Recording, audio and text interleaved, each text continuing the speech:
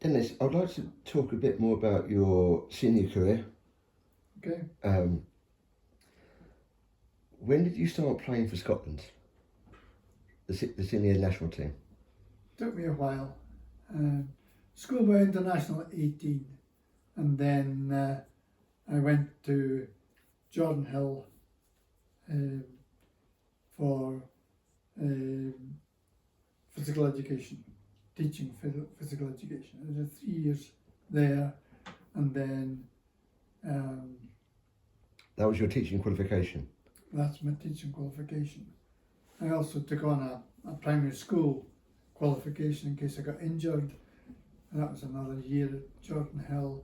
And then I taught in Renfrewshire for 2-3 years and started playing for Western. And at that stage, we were talking about 1964 was the time I graduated into a Scottish team. So it took a while. Who was the coach back then? There were no coaches. No coaches. No, there was no coaching in Scottish hockey at all. I did help when I came out of college, because I was going around schools teaching physical education in Renfrewshire. So I was going 5-6 schools in a week, and then playing hockey on a Saturday. I would go into I would play basketball still for college after I finished college, carried on playing with them. And then a job came up in Edinburgh in one of the public schools there. And because I had the qualifications of teaching primary school, PE, games, and I could teach in the classroom to them as well as in PE. So filled the various, ticked the various boxes, got the job, and spent every afternoon in the games field. Lovely, just loved it. So when you first got into the national team, who was organising the side? Was it somebody? Was it an Yeah, the admin first person? trial, a second trial, and then the team was selected by selectors. Okay. And from there, you turned up and you played. Was it a captain then? Yes, the captain's speech in the first international was in Ireland. The captain's speech was, "Look, guys, we know the Irish start fast. Let's see if we can hold them for the first 20 minutes and then see what we can do." They scored in 14 seconds. We were 1-0 down. I hadn't even touched the ball. By the time I still hadn't touched the ball, it was 2-0 down, and we lost the game 3-0. That was a November 75th anniversary for Irish hockey. We then played the following year. Our first game was against Ireland in Clydesdale's pitch in Glasgow.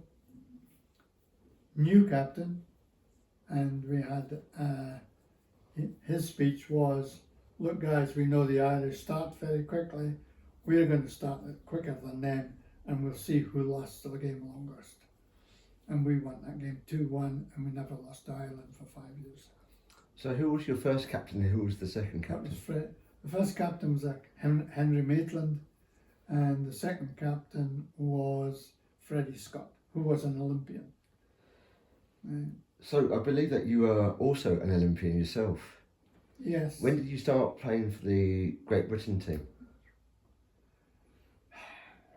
Sure. Hockey played 3 games. Scotland played England, Ireland, Wales, and 1 continental side. 1 year you played Holland, next year you played Germany, and that was the sum total of the matches that we played at international level. The hockey was evolving because it was starting to get a World Cup in 1970. We had a European Cup. First European Cup was 1970, was our first real idea of a major competition. It was like Scottish football in Argentina. We had no idea what we were going into. And the results were the same, diabolical. And at that point, Sandy Innes reformed the selection committee and he took over as manager. And they appointed Freddie Scott as coach, and then that was the first of coaching. So, when did you first start playing for Great Britain? I got a letter through the post saying in 1965, early 1969, late 65, I got a letter through the post saying Great Britain are sending a team to Australia, and can you tell us, one, if you can get time off your work for 5 weeks in the summer, two, can you pay £150, and three, do you want to play? And the second letter said, right, you've been selected for this team and tour, so that's what it's going to cost you, and that's what it's going to, the time it needs. Time was not a problem because it was July, and because of July, schools were off. So that was easy. Financially, it was a disaster because I was earning £600 a year at that stage as a teacher, and I needed to cover my rent when I was away, but fortunately we were paid for the whole of our holiday before we left to go that holiday.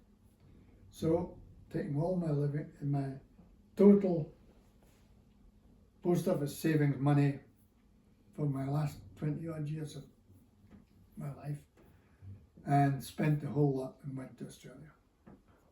So that was it. There were 23 games in 42 days.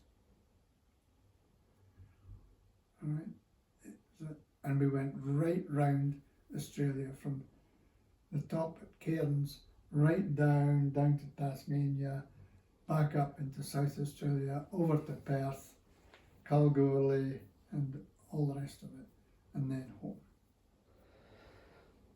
I got injured in the second game that I played. Played in the first game, didn't play in the second game, got injured in the third game, and then the next time I played was the last game of the tour. What was the medical care like then? Was it do it yourself, or was there someone there? No, we had a manager and 18 players. And that was it. So the two Scottish players that were on the tour, one ended up for a week in hospital because the Australians just targeted him and smashed his leg and opened, and I broke a finger, and therefore we were in and out. They were going to send us home if we were injured, but it would cost them more to send us home because we were injured than to keep us there, because we lived with Australians. Except for the international matches, there were 6 internationals, and we went around all the capital cities, Brisbane, Sydney. So what other tournaments did you go to with Scotland and Great Britain? The first, hockey was just one-off international matches. So you played Ireland this week, you play Wales in a fortnight's time, and you played England a fortnight after that. So you played in April before the cricket season started. Then we started playing a second game on the Sunday because we reckoned we were there. Scotland played Ireland on the Saturday, and then they played Ireland again on the Sunday after a dinner and all the rest of it. And then it developed into tournaments, 14 tournaments, leading up towards the 1970 European Cup in Brussels, which was 24 teams. At that stage, we were British champions for 3 years in a row, and then we went in and we had an absolute disaster in Brussels. But that was our first, and nobody had experienced a tournament. And that was a week, 10 days we were there. So you had 2 weekends and a week in between.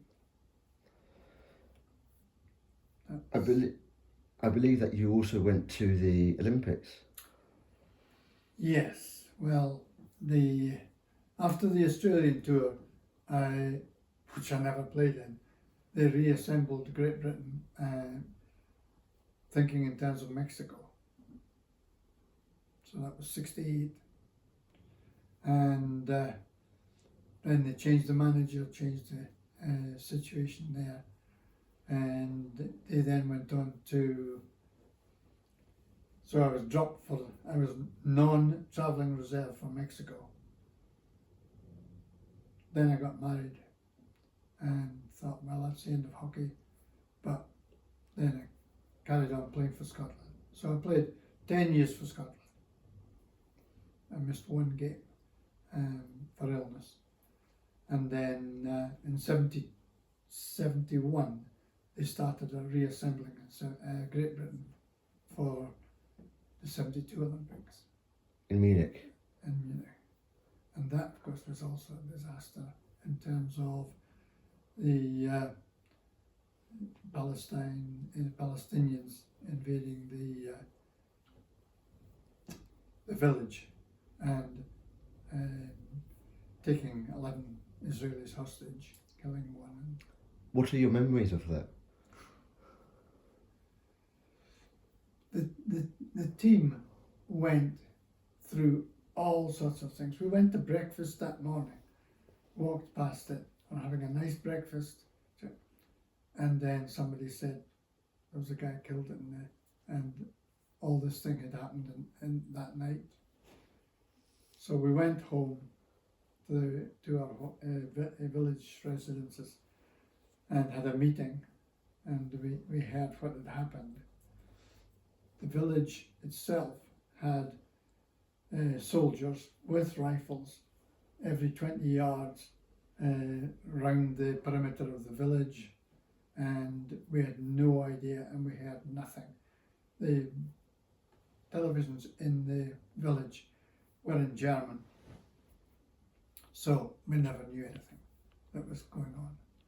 We tried to get out for a practice at 11 o'clock that morning, and we had to climb the fence to get out, to get down to the hockey pitch to do a practice. And then when we came back, they wouldn't let us back into the village. So all the work and effort and things that you'd done, there were people who wanted to go home. There were people who reckoned that we should withdraw from the tournament. There were people who said, no, we stay, we wait and see what's happening. Just it was, and you knew nothing. You just had to. So what did the team decide in the end? Well, we didn't decide anything.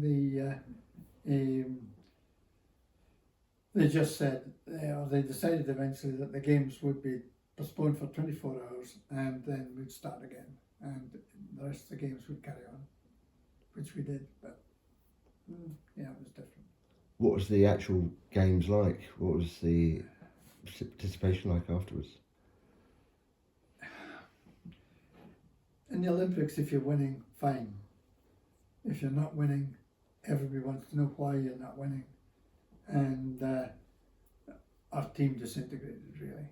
We had guys who were injured who were playing and guys who were fit and not playing at all. And the manager was under pressure, the press were, things just collapsed. You're no longer a team. But we're a very fragile team anyway, because we hadn't played a lot. What would you say is the highlight of your international career?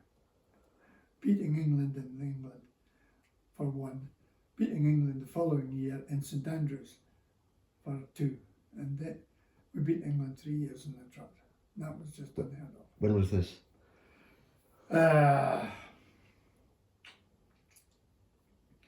Scotland first of all beat England once in 1925. Then we beat England in I think it was 65. I couldn't have been serious. It must have been, yeah, 65 it could have been. And then we beat them again in 66. And then we beat them we drew in '67, but we still became home countries champions, and therefore we went into that was 66, 67, 68, and we went into the European tournament in '70 in Brussels, which also turned out to be a disaster.